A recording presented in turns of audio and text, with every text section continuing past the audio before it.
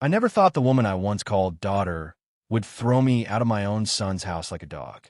But there I was, sitting on the curb with a half-packed suitcase, my old back aching, while my grandson clung to my arm crying, "Grandpa, where will we go now?" His tiny voice still haunts me. My name is Walter Grayson, and I'm 58 years old. I spent my entire life in Cedar Falls, a small Midwestern town where everyone knows your name. I worked 35 years at the local steel mill, breaking my body so my only son, Daniel, could have the life I never did. I lost my wife to cancer 15 years ago, and since then, Daniel was all I had left in this world. When he married Clara, I embraced her like a daughter. I cooked for her, fixed her car, helped her through nursing school exams, and sat with her in the ER waiting room when her father passed away. I thought she loved me like family, but I was wrong. It all started the week after Daniel's accident. My son was only 34 when a drunk driver took his life on the interstate. The grief nearly killed me, but I held on for Clara and for my grandson, Ethan, who had just turned 7. Clara cried in my arms the night of the funeral, and I whispered, "You're not alone. I'll take care of you." I meant every word. For months, I helped pay the bills, picked Ethan up from school, and cooked dinner most nights. I thought we were a family holding each other up through tragedy. Then one day, Clara's tone began to shift. She grew cold, distant. She locked the door to Daniel's office, his old study, saying she needed privacy. She stopped asking me to eat with them. Sometimes, I'd hear her on the phone late at night, whispering and laughing with someone I didn't know. I brushed it off, telling myself she was grieving in her own way. But then came the shock. 3 weeks after Daniel's passing, a lawyer showed up with papers. Clara had inherited $50 million from Daniel's life insurance and a trust fund set up by her late father's company. My son never told me about the trust, and Clara never mentioned it either, not until the lawyer read it out loud in her living room. I remember staring at her, waiting for her to look at me, to say, "Walter, we'll take care of each other." Instead, she smiled a strange, satisfied smile. That night, she told me I needed to find my own place. She said, "Walter, I'm grateful for everything you've done, but this is my house now. Ethan needs a fresh start. You hovering around isn't healthy." "Hovering?" I asked, stunned. "Clara, this is Daniel's home. My grandson's home. Where do you expect me to go?" She didn't even blink. "There's a retirement community on the other side of town. They have vacancies." I thought it was grief talking. I thought maybe she just needed space. But 3 days later, she made good on her threat. She packed my suitcase, dragged it to the front porch, and called a cab without even asking me. "Grandpa, don't go." Ethan screamed, holding onto my shirt with both hands. My heart broke as Clara pried him off me, saying, "Go inside, Ethan. Grandpa needs to leave." Her voice was cold, final. I sat on that curb for hours after the cab left, staring at the house where I had raised my boy, the house where my wife's laughter once filled the kitchen, the house where I thought I'd grow old with family around me. Now it was gone. That night, I slept in a rundown motel near the highway, clutching my wallet and my wedding ring like they were my last possessions on earth. My pension check barely covered the room. My heart wasn't just broken, it was shattered. But something happened 3 days later. Something I never saw coming. At 2 a.m., my phone buzzed. It was Clara. Her voice was trembling, frantic. "Walter, please. I need you. Come back. I don't know what to do." And just like that, the woman who had tossed me aside was begging for help. But why? What had happened in that house since I left? Before Clara ever stepped foot into our lives, it was just me and my boy. Daniel was my reason for breathing after cancer took my wife, Linda, when she was only 42. I still remember the way she gripped my hand in that sterile hospital bed and whispered, "Promise me you'll raise him right. Promise me you'll give him the life we dreamed about." I promised, and I kept that promise every single day, even when it broke me. We lived in a modest 2-bedroom house on Maple Street. The place wasn't fancy, but I made sure Daniel always had food on the table and clothes that fit, even if mine were threadbare. I worked long shifts at the steel mill, 12 hours on my feet, sometimes coming home so sore I could barely bend down to untie my boots. But I never let Daniel see my exhaustion. I wanted him to believe I was unshakable, that nothing could stop me from giving him everything he deserved. I missed out on rest, vacations, and hobbies. While other men my age went fishing on weekends, I was fixing broken pipes or ironing Daniel's shirts for his school week. I packed his lunches with little notes tucked inside. Be brave today. You make me proud. He once told me in middle school that those notes kept him going when bullies mocked his hand-me-down shoes. When he turned 16, he begged me for a car. I didn't have the money, but I worked overtime until my body screamed. I bought him a used Honda Civic, pale blue with a dent in the fender. I'll never forget his face that day. He hugged me so tight, whispering, "You're the best dad in the world." That moment made every sacrifice worth it. And then Clara arrived. Daniel met her during his final year of college in Chicago. He called me one night, his voice full of excitement, and said, "Dad, I met someone. Her name's Clara. She's smart, beautiful, and I think she's the one." I remember sitting at the kitchen table, looking at Linda's picture on the wall. I whispered, "Did you hear that, sweetheart? He's found someone." The first time I met Clara, she was polite but reserved. She was in nursing school, juggling long hours and part-time work. She had a quiet determination in her eyes, the kind you only see in people who fought for everything they had. I admired that. She told me her own father was a businessman who had passed away when she was young, and her mother struggled with depression. That made me soften toward her. I thought maybe we shared something: loss, grief, survival. When she married Daniel, I welcomed her into our family with open arms. I gave her Linda's old pearl earrings to wear on the wedding day. She cried when I handed them to her, promising, "I'll take care of him, Mr. Grayson." Always. For years, I believed her. They bought a little house in Cedar Falls, and I was there nearly every weekend fixing leaky faucets, mowing the lawn, or helping repaint the nursery when Ethan was born.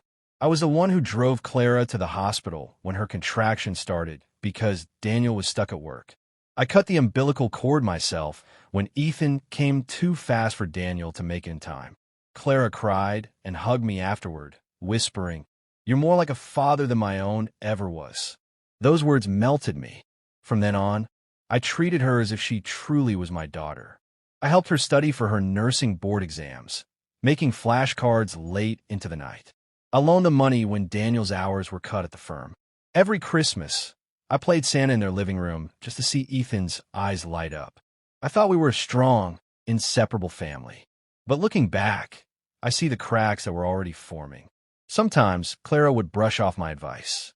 She'd make decisions without telling Daniel, then argue with him when he questioned her. I told myself it was just the stubbornness of youth, that all marriages had growing pains. I ignored the way she sometimes rolled her eyes when I gave Ethan an extra cookie, or the way her smile faded when neighbors praised me for helping around the house. And then came the darkest day of my life, Daniel's accident.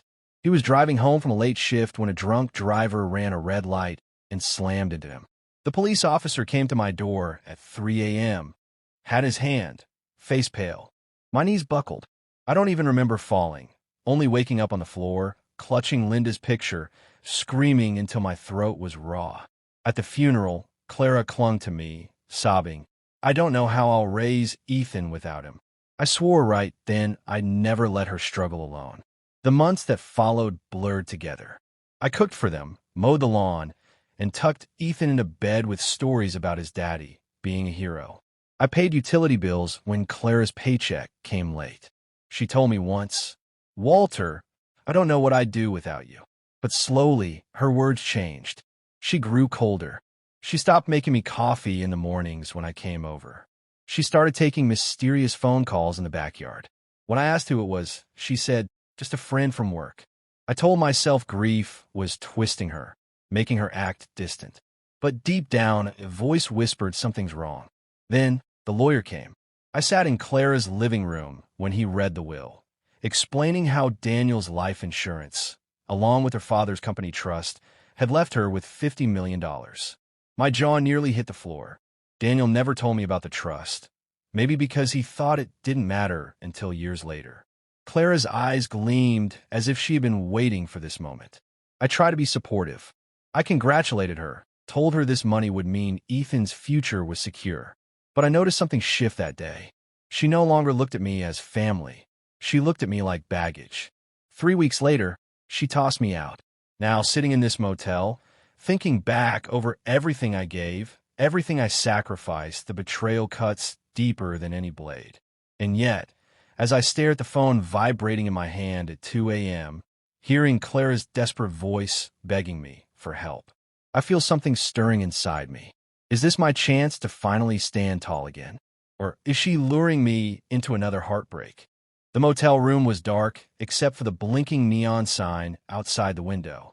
I sat on the edge of the bed, the phone glowing in my hand. Clara's voice echoed in my ears, trembling, desperate. "Walter, please. I need you. Come back." I don't know what to do. For a long moment, I just stared at the phone, my thumb hovering over the screen.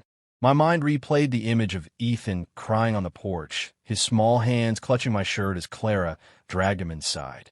The memory still burned like acid. Part of me wanted to let her drown in whatever mess she had created. She had made her choice. She had money, a mansion, everything she could ever want, except a conscience. But another part of me, the part that raised Daniel, the part that tucked Ethan in a bed every night with stories of heroes and kindness, couldn't ignore her voice. I pressed the phone to my ear. "Clara? What's going on?" Her breathing was ragged. "Please, Walter. Just come. Something's wrong." I can't explain over the phone. I frowned. "Where's Ethan? Is he safe?" She hesitated. That hesitation made my stomach drop. He's in his room. "Please, Walter. I need you here now." Every instinct told me not to trust her, but the thought of Ethan in danger made my decision for me. I grabbed my old jacket, shoved my feet into my boots, and drove through the sleeping town toward Daniel's house. The streets were empty, quiet. My heart hammered the whole way. When I pulled into the driveway, I noticed the lights blazing in every window. That wasn't like Clara. She was the type to scold me for leaving a single lamp on. Something was off. I rang the bell. She opened the door, her eyes red and swollen, makeup smeared. She looked nothing like the composed woman who had kicked me out days earlier. For a split second, I almost didn't recognize her. "Walter," she whispered, gripping the doorframe as if she might collapse. I stepped inside cautiously. "What happened?" She pointed toward the living room. On the coffee table, there were piles of unopened letters, envelopes stamped with bold red ink. "Past due. Final notice. Collection warning." My chest tightened. "Clara, what is this?" Her voice cracked. I don't know what to do. The money, it's not what I thought. There are strings, lawyers, taxes, people calling me day and night. And now I think someone's after me." I narrowed my eyes. "After you?" She nodded, trembling. "I've been getting phone calls. Men's voices. They say I owe money. They know my address. They threatened Ethan." Her voice broke into sobs. "Walter, I'm scared. I thought I could handle everything alone, but I can't. Please, I need your help." For a moment, I just stood there, torn between anger and pity. This was the same woman who tossed me out without a second thought. But as she cried, I realized something. Money hadn't saved her. It had trapped her. Still, I wasn't about to let her off easy. "Clara," I said slowly, "you had family. You had me. But you pushed me out. Why should I believe you now?" Her face twisted with shame. "I was wrong. I was blinded. I thought money would fix everything. I thought I didn't need anyone. But I can't do this without you. I can't raise Ethan without you." She dropped to her knees right there in the hallway, clutching my hand. "Please, Walter. I'm begging you." I pulled my hand away, my heart a storm of emotions. I wanted to scream at her, to remind her of the pain she caused. But just then, I heard small footsteps. Ethan stood at the top of the stairs, his pajamas wrinkled, his teddy bear clutched to his chest. His eyes lit up when he saw me. "Grandpa," he cried, running down the stairs. He flung his arms around my waist. "I knew you'd come back." That was the moment I knew. No matter what Clara had done, I couldn't abandon Ethan. He was Daniel's son. He was my flesh and blood. And I had promised Linda that I'd always take care of our boy. That promise didn't end with Daniel. It extended to his son, too. I hugged Ethan tight. "I'll always come back for you, buddy." But as I looked over his shoulder at Clara, something hardened inside me. She wasn't getting my trust back that easily. If I stayed, it wouldn't be for her. It would be for Ethan. Fine, I said finally. I'll help. But this time, Clara, things will be different. No more secrets. No more lies. If I'm staying in this house, you're going to tell me everything. Every debt, every threat, every mistake you've made. Do you understand? She nodded quickly, wiping her tears. Yes, I'll tell you everything. Just don't leave us. I glanced around the house, the place that had once been full of laughter, now drowning in fear. My gut told me this was only the beginning. Whatever Clara had gotten herself into, it was deep, dangerous, and messy. And for the first time since Daniel's death, I felt something I hadn't in months. Purpose. I wasn't just a broken old man tossed aside. I was a father, a grandfather, and maybe, just maybe, I still had some fight left in me. But as I tucked Ethan back into bed that night, I couldn't shake the thought gnawing at me. Who was threatening Clara? And why did I have the feeling this was only the tip of the iceberg? The night was quiet, but not the kind of quiet that brings peace. It was the heavy kind, the kind that presses on your chest and makes your ears strain for the faintest sound. After tucking Ethan in, I lingered by his door a moment, listening to the steady rhythm of his breathing. He was safe, at least for now. When I turned back toward the hallway, a flicker outside caught my eye. Someone, shifted near the bushes below Ethan's window. My old heart skipped. I moved closer to the curtain, pulling it back just a sliver. A shadow stood by the fence. A tall figure in a dark jacket. They weren't moving, just watching. I held my breath, waiting for them to reveal themselves. But after a few seconds, the figure slipped away into the night. I closed the curtain, my pulse pounding. Whoever it was, they weren't just a passerby. They were here for this house, for Clara, or maybe for Ethan. I walked back downstairs, where Clara sat on the couch, surrounded by unopened bills and empty coffee cups. Her eyes were red, her hands trembling as she shredded an envelope into tiny pieces. Clara, I said firmly, we need to talk. She looked up, startled. Did you see something outside? The question caught me off guard. Why would you ask that? Her lips quivered. Because I've seen him too. I sat down across from her. Start from the beginning. Who is he? And what have you gotten yourself into? She buried her face in her hands. I don't know his name, but after Daniel died, I made mistakes. I thought I was doing the right thing. I thought I could make the money grow, secure Ethan's future. I invested in some business deals. Real estate, stocks, even a startup. But they weren't what they seemed. I lost a lot, Walter. And the people behind it, they don't care that I was naive. They want their money back. And they won't stop until they get it. I clenched my fists. How much are we talking? She hesitated, then whispered, almost 5 million. The number hit me like a hammer. 5 million. My entire life of breaking my back at the mill hadn't earned even a fraction of that. And she had thrown it away like scraps at the table. You had 50 million, Clara. 50.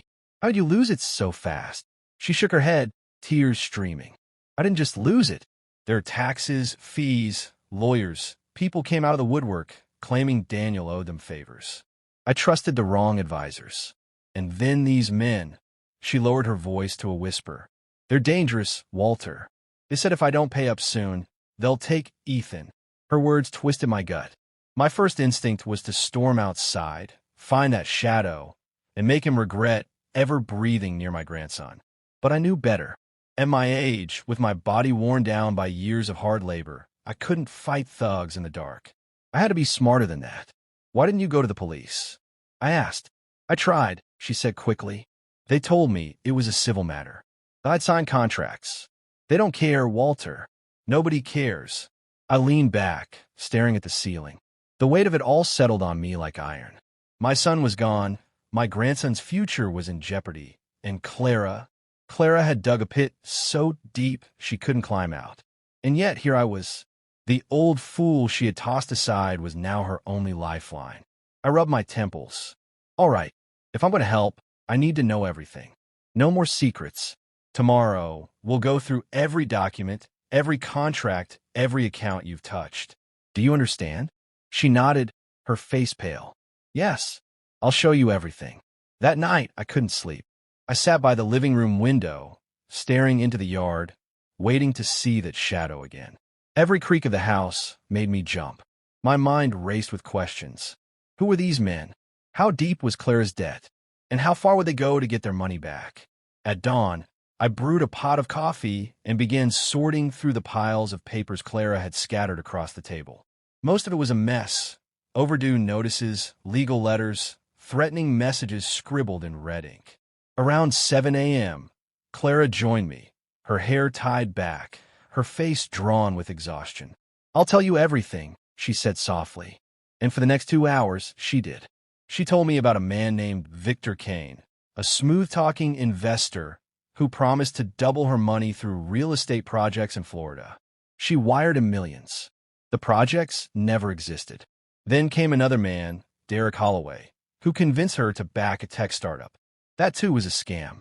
By the time she realized she'd been conned, it was too late. Her calls went unanswered, her money vanished. And then the threats began. Anonymous calls at night. Cars idling outside the house.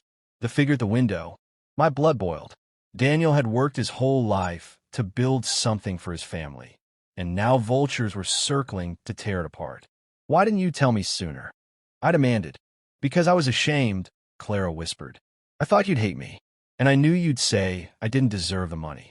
I sighed, staring at her across the mountain of bills. "You were right. You didn't deserve it. But Ethan does, and that's why we're going to fix this." Her eyes widened. "We? You'd really help me?" "I'm not doing this for you," I said coldly. "I'm doing it for my grandson. For Daniel. I won't let Ethan grow up in fear." She nodded, tears slipping down her cheeks. That afternoon, I made some calls of my own. Old friend from mill, men who owed me favors. I reached out to an old lawyer buddy from church, someone I trusted more than the vultures Clara had hired. Slowly, I began piecing together a plan. But as the sun dipped below the horizon, my gut told me the danger wasn't waiting weeks or months away. It was already here. That night, as I checked the locks on the doors, Ethan padded down the stairs in his pajamas. "Grandpa," he whispered, "there's a man in the yard again." My blood froze. I rushed to the window, and there he was, closer this time, standing at the edge of the porch light. His face was shadowed by a hood, but I could see his hands shoved deep in his pockets, his posture relaxed, almost mocking. He knew we were watching. I yanked the curtain shut and grabbed the phone. "Clara, call the police." "Now." She scrambled for the phone, her hands shaking. But before she could dial, a heavy knock rattled the front door. Boom, boom, boom. The sound echoed through the house like a drumbeat. Ethan clutched my leg, his eyes wide with fear. Clara's face drained of color. The knocking came again, louder this time. Whoever it was, they weren't going away. I took a deep breath, squared my shoulders, and reached for the baseball bat Daniel had left by the stairs years ago. My body ached, but my resolve was steel. I whispered to Ethan, "Go upstairs, lock your door, and don't come out until I tell you." He nodded, tears brimming in his eyes, and ran up the stairs. The knocking turned into pounding, shaking the door on its hinges. I tightened my grip on the bat, my heart thundering in my chest. "Walter," Clara whispered, trembling. "What are we going to do?" I stared at the door, at the shadow looming behind the frosted glass. For the first time in a long time, I felt something stir inside me. Not just fear, but fire. What were we going to do? We were going to fight back. The pounding shook the walls. The front door groaned under each blow, and for a moment, I thought it might splinter apart. My grip on the bat tightened. My knuckles were white, but my mind was clear. Whoever was out there wasn't just testing us. They wanted in. "Stay back," I told Clara, my eyes fixed on the door. She clutched her robe tight, trembling. "Walter, don't." "Quiet." My voice came out sharper than I intended. The pounding stopped. Silence filled the air like a loaded gun. Then the door handle rattled, turning slow, deliberate. I raised the bat. My heart thumped in my ears. "Mr. Grayson." A voice drawled through the wood. "Calm. Smooth. Too calm. We don't need to make this ugly. Tell Clara, we just want to talk." Clara gasped, her hands flying to her mouth. She whispered, "It's them." "Boo," I demanded. Her eyes darted to the door. "Victor's men." My jaw clenched. So this was the famous Victor Kane. I'd never met him, but I'd seen his type before, wolves in suits who smelled blood when ordinary folks slipped up. "Mr. Grayson," the voice repeated, this time harder. "Open the door." You got 5 seconds. I moved closer, pressing my shoulder against the wood. If you think I'm letting you near my grandson, you're dead wrong. Silence again. Then a chuckle, low and chilling. Brave words for an old man. The footsteps retreated down the porch. I didn't relax. I knew better than to think they were gone. I turned to Clara. Lock every window. Close the curtains. Don't leave a single light on upstairs. She nodded frantically and scrambled away. I stayed at the door a long moment, listening for the sound of a car engine. Finally, after what felt like hours, I heard tires crunching on gravel and fading into the distance. Only then did I exhale. My arms shook as I lowered the bat. Clara returned, her face pale. Walter, what are we going to do? They'll be back. I stared at her, my mind already racing. You're right. They will. And next time, they won't knock. That night, I barely slept.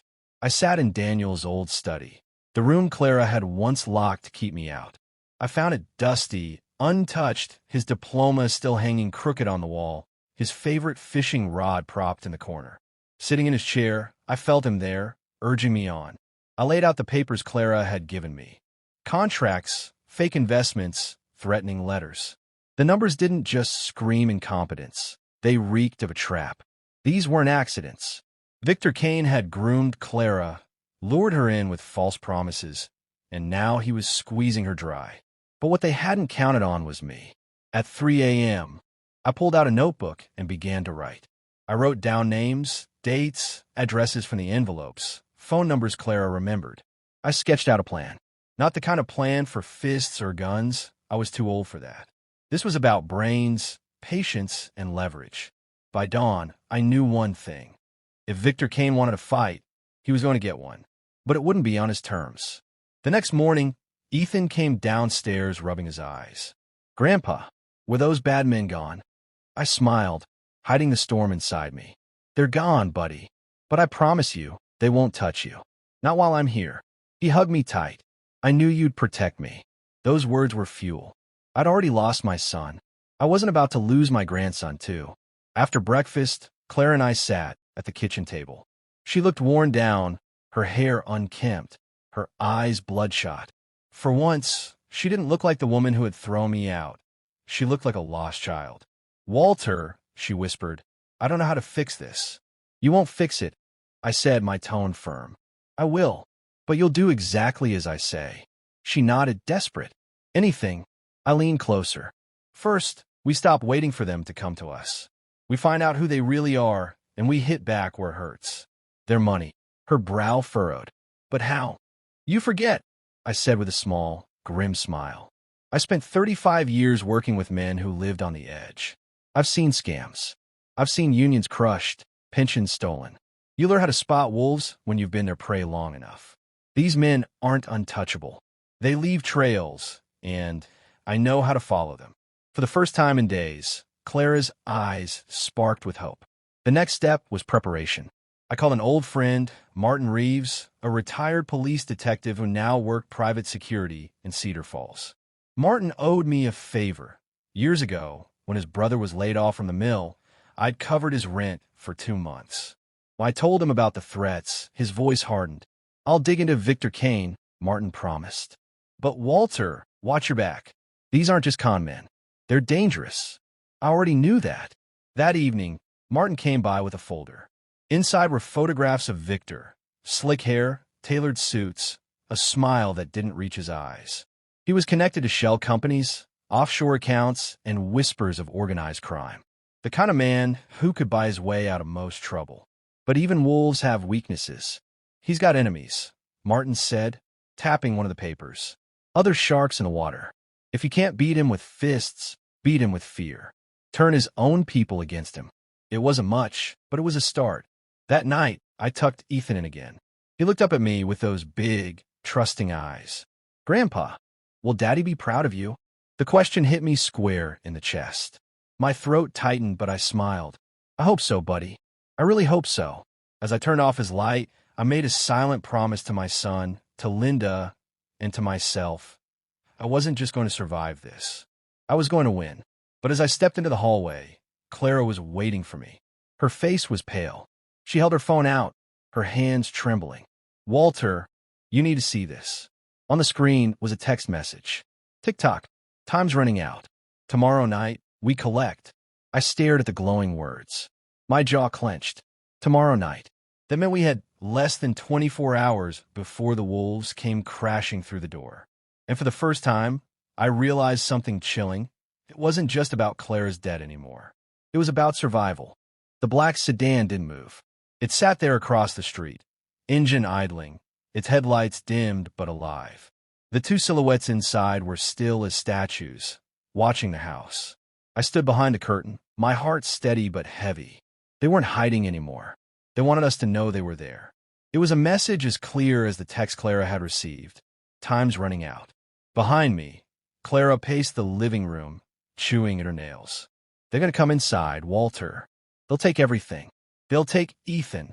Stop, I said sharply. Don't let him hear you. She froze. My grandson was upstairs, hopefully asleep, but I knew kids. Even when they looked like they were sleeping, they were listening. I turned from a window. We've got one day. That's all. If we panic, they win. If we think smart, we can turn this around. Her eyes searched mine, desperate. But how?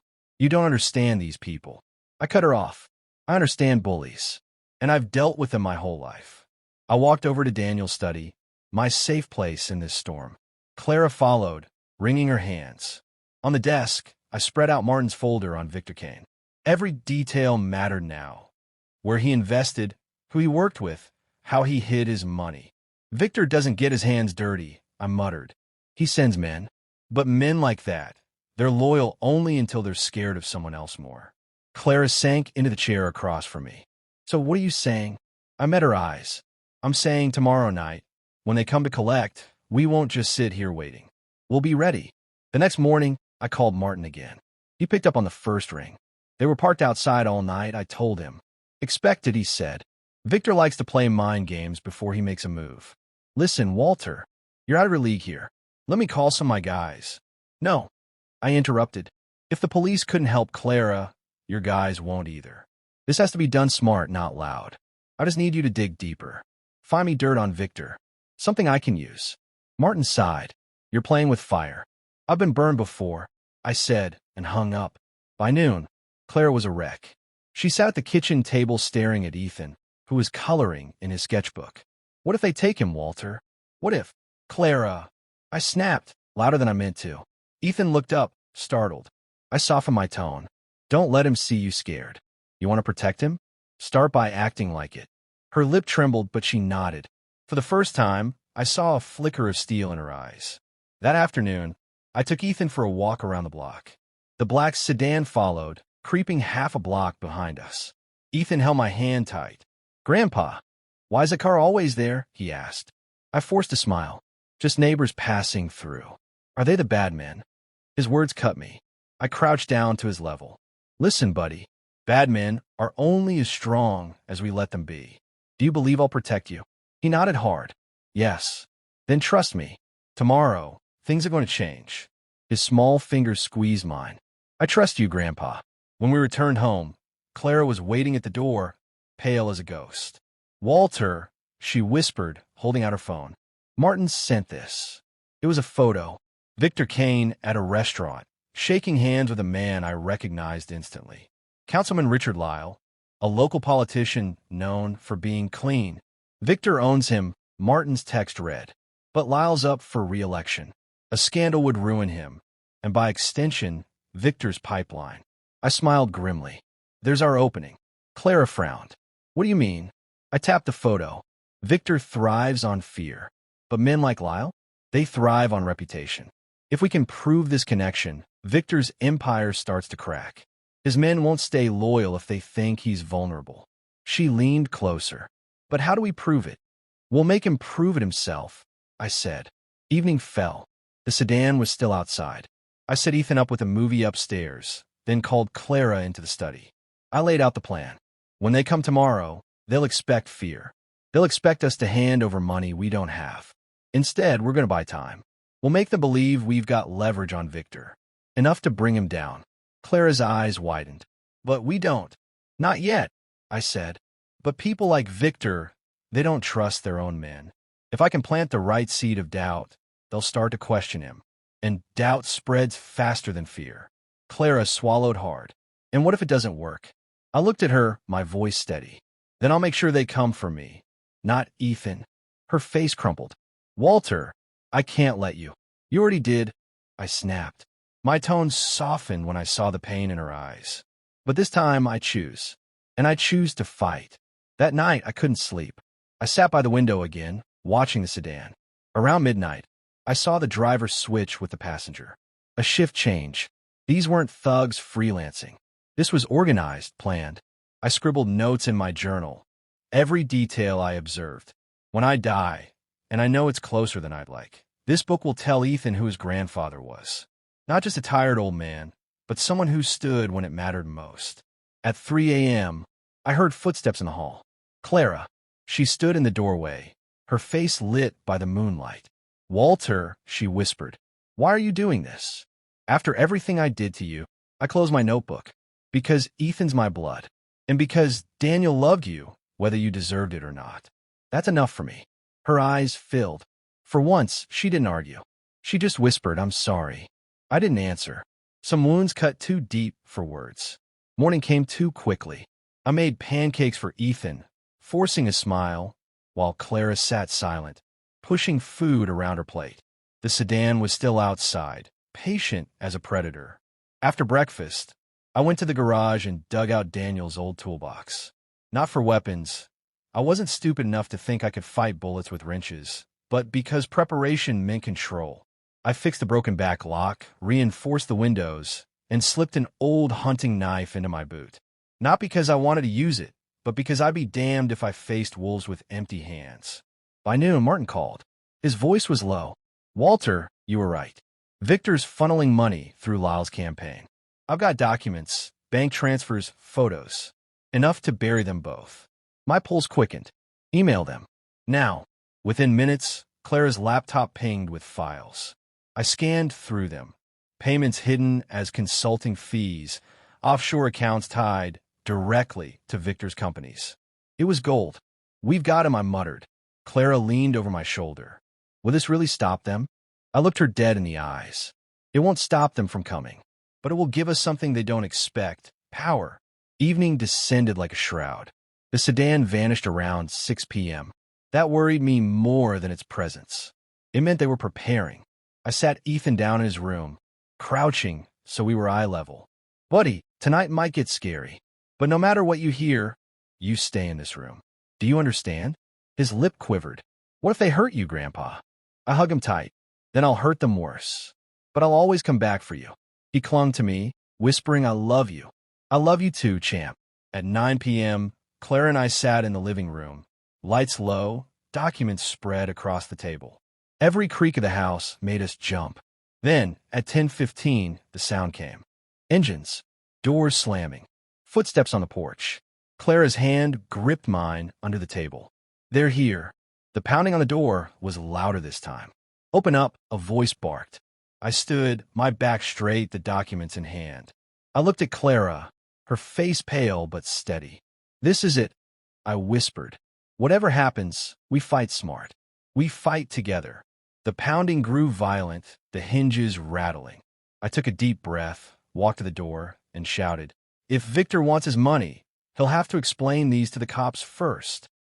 I slammed the documents against the glass, the signatures and numbers glowing under the porch light. For the first time, there was silence. Then, a voice I didn't recognize growled, What the hell is this? My heart pounded. This was the moment. The wolves were at the door, but I had just shown them their master's leash. The door handle turned, slow and deliberate, the metal rattling like a countdown clock. I tightened my grip on the folder of documents. My breath slowed, steady like it had back when I'd faced bullies in the factory all those years ago. The door swung open. 2 men stepped inside. Big, broad, leather jackets clinging to their shoulders. One bald, the other with a scar down his cheek. Their eyes scanned the room like predators sizing up prey. The scarred one sneered. You must be Walter. I didn't flinch. And you must be Victor's dogs. His smile faded. We're here for what's owed. I raised the folder. Then maybe you should ask your boss why his name is all over payments to Councilman Lyle. I flipped the pages, letting the signatures catch the lamplight. Funny thing about politicians, they don't like their secrets getting out. The bald one grabbed the folder, flipping through it. His eyes darted, his lips moving as he read. For a moment, the mask of confidence slipped. Scarface barked, "Shut up. Papers don't scare us." He stepped closer, his breath hot with smoke and whiskey. "You think you can bluff Victor Kane?" I didn't move back. "Not a bluff. This is real. And you know what happens when the press gets their hands on something like this. Victor goes down.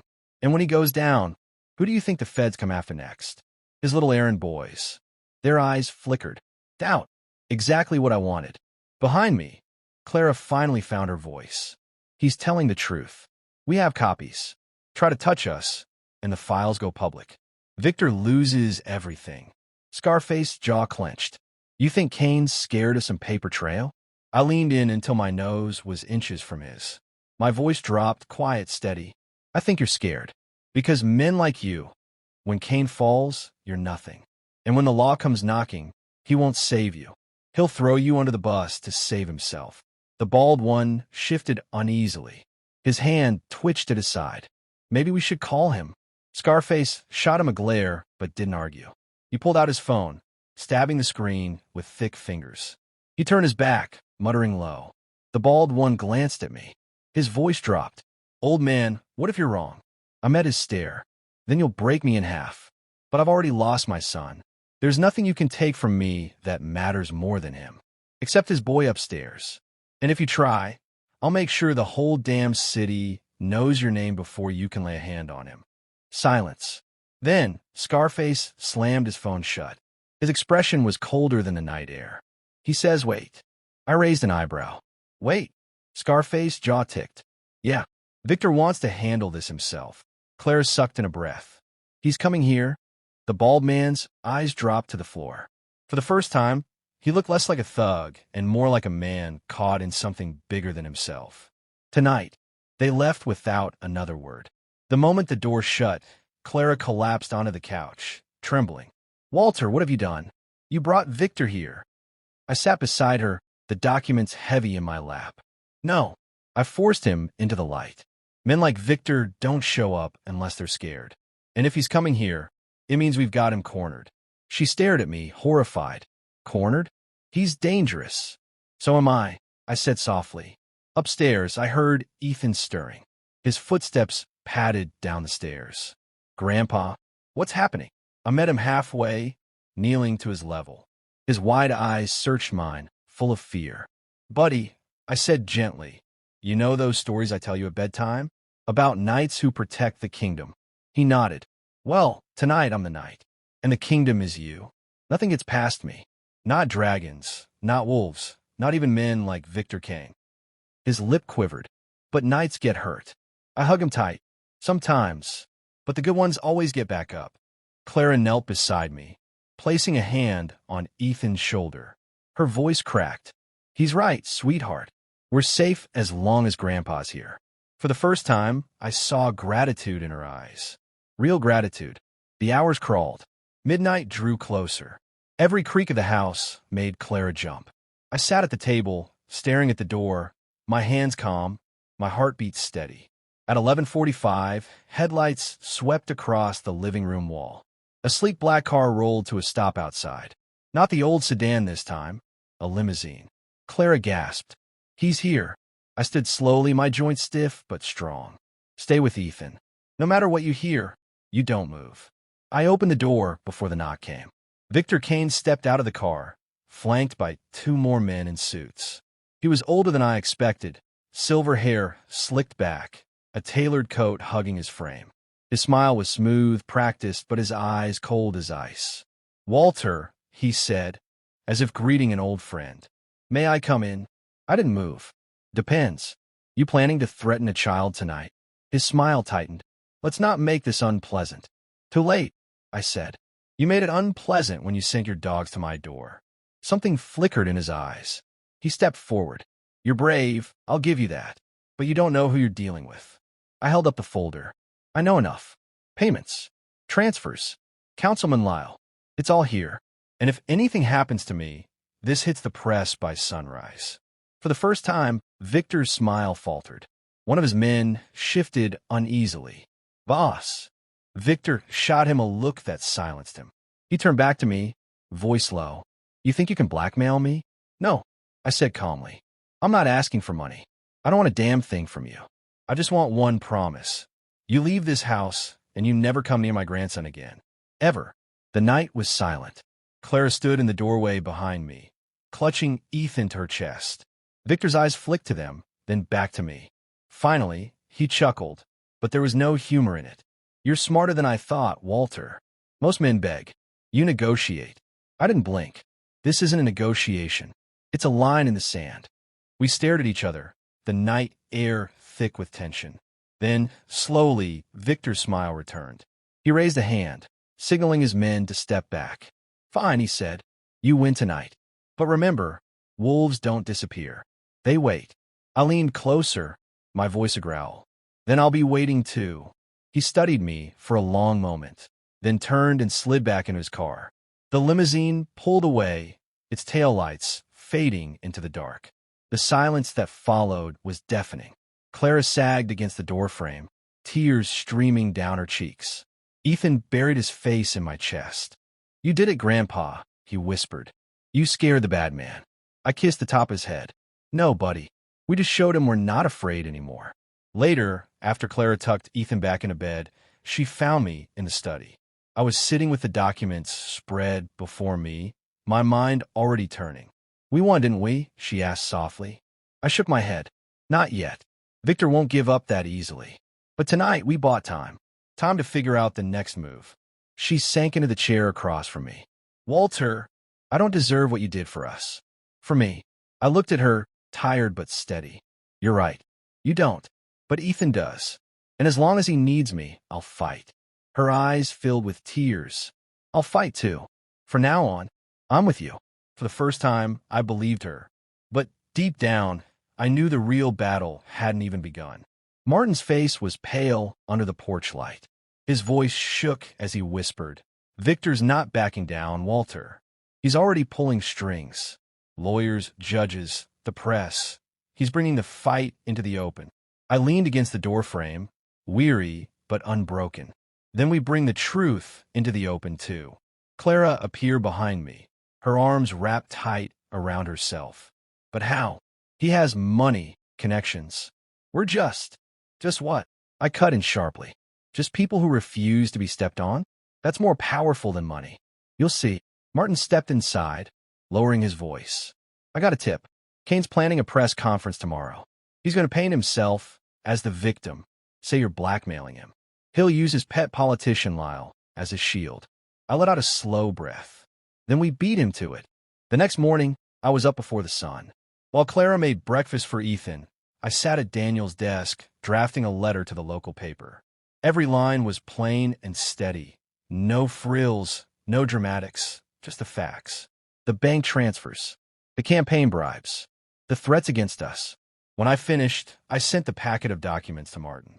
Get this into the right hands, I told him. He nodded. Consider it done. For the first time in days, I felt a calm settle over me. Not because the storm was over, but because I'd finally accepted that I couldn't run from it. I had to face it head on. By noon, the article was live online. Businessman Victor Kane tied to campaign corruption. Whistleblower family speaks out. The story spread faster than wildfire. Local radio stations buzzed. The TV news anchors teased it between commercials. By evening, it was everywhere. Clara sat on the couch, her hands trembling around her coffee mug. They're going to come for us, Walter, harder than before. They already did, I said calmly. The difference is now they'll be fighting in daylight. And wolves hate daylight. That night, I sat in Ethan's room while he drifted to sleep. He clutched his teddy bear tight, his little brow furrowed. Grandpa, are the bad men gone? I brushed his hair back. Not yet, but they're weaker now. And you know what happens when wolves get weak? He blinked up at me.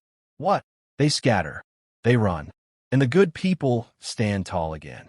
His eyelids fluttered shut, a soft smile on his lips. I sat there long after he'd fallen asleep, whispering a silent promise to Daniel. Your boy will grow up safe. I swear it. The following week was chaos. Cameras lined our street. Neighbors whispered. Clara barely left the house, afraid of reporters swarming her. But through it all, something shifted between us. She leaned on me now, trusted me. Every time the fear crept back in her eyes, I reminded her, this isn't about surviving anymore. It's about winning. And slowly, I saw her spine straighten. Then came the summons. A court date, rushed onto the docket. Victor Kane suing us for defamation. Clara broke down when she read it. We can't fight him in court. He has an army of lawyers. I took the paper from her hands, my voice steady. Then we fight with something stronger than lawyers. The truth. The day of the hearing, the courthouse steps swarmed with reporters. Clara clung to my arm, Ethan's small hand in hers. My heart ached at the sight of his wide eyes taking in the chaos. Inside, the courtroom was a battlefield of suits and briefcases. Victor sat at the opposite table, calm as a king, his silver hair gleaming under the lights. He gave me a smile that said, "You're already dead." But I just nodded at him, steady. "We'll see." The proceedings dragged on. Victor's lawyer painted us as bitter, greedy, liars trying to smear an honorable man. Clara trembled beside me, tears brimming. When it was my turn, I stood slowly. My knees ached, but my voice didn't waver. "I'm not here for money," I began. "I've worked factories my whole life. I've lived on pensions, on Social Security. I raised my son with love, not greed. And when I lost him, I promised I'd protect his boy. That's all I care about." I held up the documents. This isn't fiction. This isn't slander. This is proof. Proof that Victor Kane used power and money to buy men like Councilman Lyle. Proof that when my daughter-in-law inherited her husband's estate, Victor sent men to our door to take it away. I paused, letting my gaze sweep the room. I'm not a lawyer. I'm not rich. I'm just a grandfather. But I'll tell you one thing. When you've lost a son, when you've buried your wife, there's nothing left to fear. And men like Kane, they can't threaten what's already broken. The courtroom was silent. Even the judge leaned forward, eyes sharp. Victor shifted in his seat, his calm cracking for the first time. Martin's voice cut through the silence from a gallery. "Check the offshore accounts." Gasps rippled. The judge banged his gavel, calling for order, but the reporters were already scribbling, cameras flashing. Victor's mask slipped. His jaw tightened, his hands clenched. He knew it was over. By the end of the week, headlines screamed the truth. Victor Kane indicted on fraud and racketeering charges. Councilman Lyle resigned in disgrace. Victor's empire crumbled piece by piece. The black sedan never returned. The wolves had scattered. Weeks later, the house felt different. Lighter. Ethan's laughter filled the halls again. Clara cooked dinner with me at her side, the silence between us replaced by quiet gratitude. One evening, as we sat on the porch watching the sunset, Clara whispered, "Walter, I don't know how to thank you." I sipped my coffee. "Don't thank me. Just raise Ethan right. Teach him to be strong, but kind. That's all the thanks I need." She nodded, tears glistening in her eyes. "I will. I promise." Ethan ran out then, jumping into my lap. "Grandpa, you're my hero." I hugged him tight, my throat thick. "No, buddy, you're mine." As the sky darkened, I felt the weight of the past months settle. I was tired, older than I'd ever been. But for the first time since Daniel's death, I wasn't broken. I was whole. Victor Kane had money, power, and fear on his side. But in the end, none of it mattered. What mattered was love, family, quiet strength, and that's something no man can ever take away.